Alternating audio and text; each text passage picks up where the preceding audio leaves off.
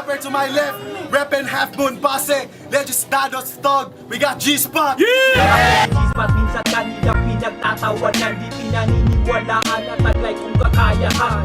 Kahit na mabuti ang aking... Yes, sa minuto! Yo! Lemig lang. Kung ako ay iyong lalampasuhin, wawalisin kita. Tangina kung bobo o mas bobo ka. Wag, ikaw ay naghamon, kaya bumaba ako sa iyong level. Wag ka pa rin kahit punuin mo ng sulat ang iyong papel. Pinipilit mo mapakalalim para ikaw ay re-respetuhin, pero paano ko gagalangin ang batang punong-puno ng hangin?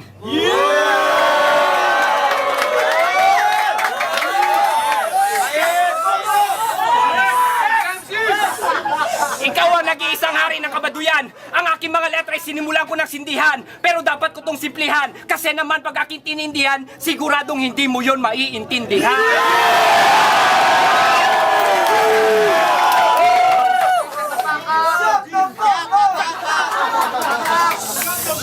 Kasi nga, bobo ka at tanga pa.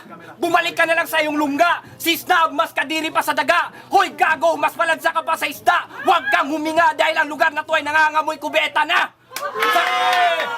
Sa kakarampot na kalaman, Snab, huwag kang magyabang. Isa ka lang batang nahihibang. Utak mo ay kulang pa sa timbang. Wala nang gamot ang katulad mong buwang.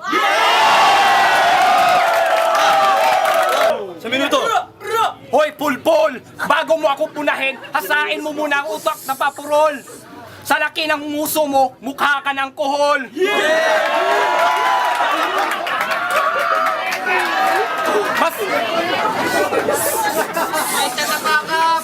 Mas marumi ka pa kaysa sa politika.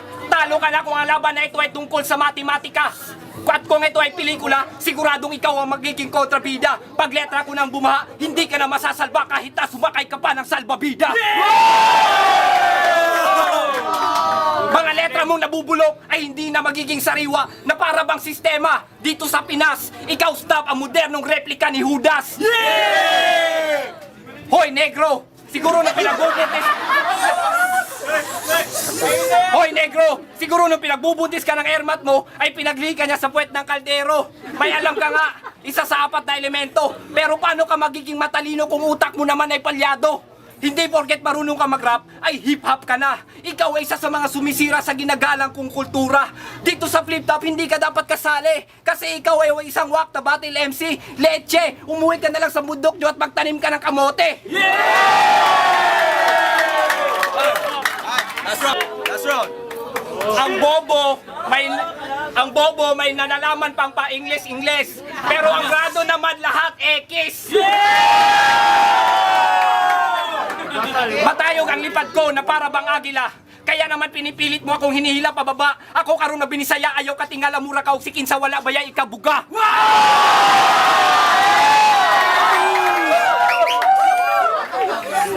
Mas matapang pa ang amoy mo kaysa sa durian. Ang laki ng ulo pero utak naman ay walang laman. Snab, sa Tagalog, suplado. Feeling celebrity kaya hindi namamansin. Kung mukha mo ay aking ikukumpara, mas maalat ka pa sa asin.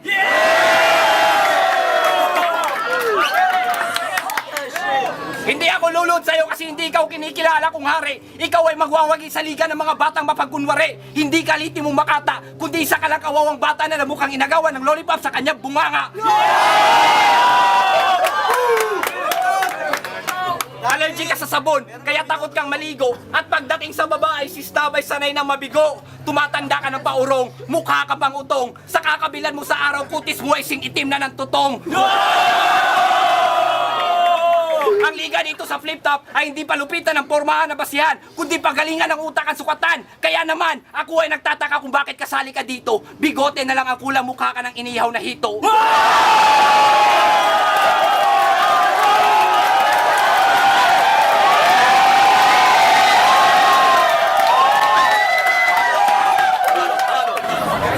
Isang OT, 4 para kay G-Spot!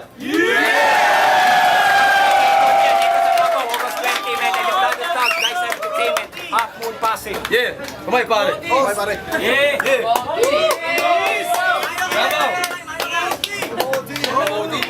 Promo OT, 1 minuto, game! Dito sa OT, gigisahin pa kita ng gusto. Feeling sikat pero si Snap ay laos na to. Wag ka, Snap, ang batang mahilig magpasiklab. Pero letra mo naman boy ay hindi lumiliyab. At malamang, hininga mo yung nangangamoy alamang. Paano ka makakalamang? Eh wala kang ang pakinabang. Oo, matagal ka na nagrarap. Pero bakit bano ka pa rin? Mukha mo masakit sa mata kaya ayaw kitang panoorin. Wala kang alam sa malaliman. At lalo na pagdating sa metaphor, sana hampasin ka na ng masonitor para ikaw ay magising mula sa iyong bangungot. Lahat ng iyong naging sagot, ako na lang ay napapakamot. Kasi sobrang tamlay at sobrang nakakabagot. Feeling gwapo, estilo mo naman ay pandugyot. At sigurado ako, wala kang idea tungkol sa lohika. Mahiya ka, hindi ikaw si Abra kaya wala kang taglay na mahika. Time! Yeah! Davao, mag-ingay!